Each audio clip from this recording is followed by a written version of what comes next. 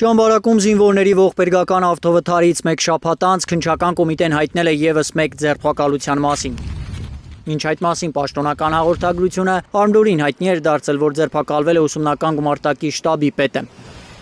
Այդ սպան էր զինվորներին պատժելու նպատակով հրամայել վազել Զորամասի տարածքից դուրս։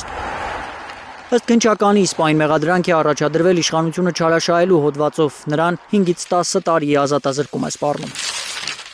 Դրական ընթացք է, որովհետև այդ ճիշտ է հիմա քննության առարկա է, բայց մենք գիտենք այդ հակագազների պատմությունը, որ զինվորներին պատժել էին եւ շատ հնարավոր է որ հակագազները թույլ չեն տվել, որ տեսնեն իրենք մեքենան եւ փաստորեն զոհ ունեցան։ Չնայած պաշտպանության նախարարության հերկմանը, թե զինվորները հակագազերով չեն եղել ողբերգական վթարի պահին, բազմաթիվ են վկայությունները, որ այդպես են պատժված եղել զինվորները։ Այդ համոզմանն են նաև վթարից մահացած Սուրեն Վարդանյանի ծնողները։ Հակագազը սուտ չի, խեղտել են իմ երեխուն, խեղտել են, չի լսե, չի տեսե։ Իրավապաշտպան Ժաննա Ալեքսանյանի խոսքով հակագազով պատժելու մեթոդը արժանահավատ է։ Իրեն էլ ամիսներ առաջ ահազանգել են, որ մեկ այլ Զորամասում այդ եղանակով խոշտանգել են զինվորներին, բայց չի հավատացել։ Կին էր զանգ տվել, որը իր եղբոր մասին էր ասում, որ հրամանատարը հակագազ է հագցրել եւ արևի տակ է պարկեցրել։ Ես ճիշտ ասած շատ չվստահեցի։ Մտածեցի գուցե չունի այդ տեղեկությունը, որտեղ չեմ լսել երբևիցե բանակում նման պատիժ կիրառելու մասին, դա խայտառակություն է ուղղակի։ Իրավապաշտպանի համոզմամբ պաշտպանության նախարարությունը փորձում է հերքել հակագազերով վազելու փաստը պատասխանատվությունից խուսափելու հույսով։ Կարծես թշնամու զորանոցներում լինեն մեր զինվորները, այսինքն այդ հրամանատարական կազմը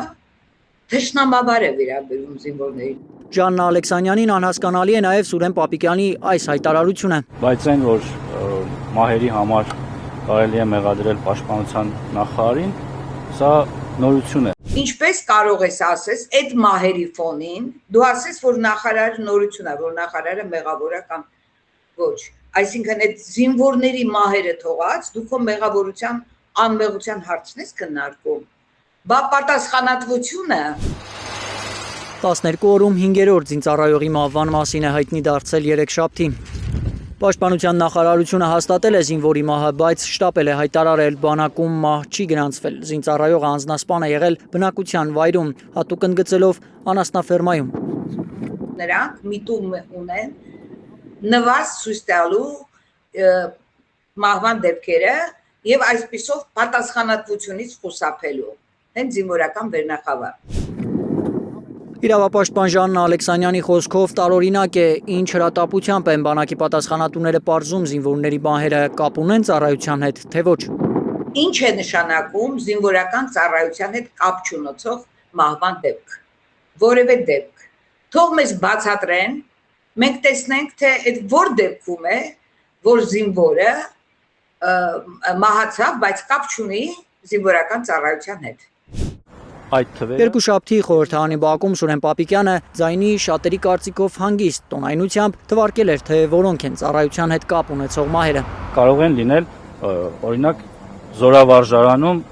պայթյունի հետևանքով, կարող են լինել հիվանդության հետևանքով, կարող են լինել էլեկտրահարման հետևանքով, կարող են լինել ավտովթարի հետևանքով։ Հնարավոր է զինծառայողը ծառայության վայրից դուրս ծայրահեղ քայլի դիմի ու վերջ տա կյանքին, բայց դրա պատճառները պետք է նաև Զորամասում փնտրել, կարծում է իրավապաշտպանը։ Ալբերտ Սերոբյան, Առաքել Օհանյան, Գագիկ Տեր-Ղազարյան, Հայլուր։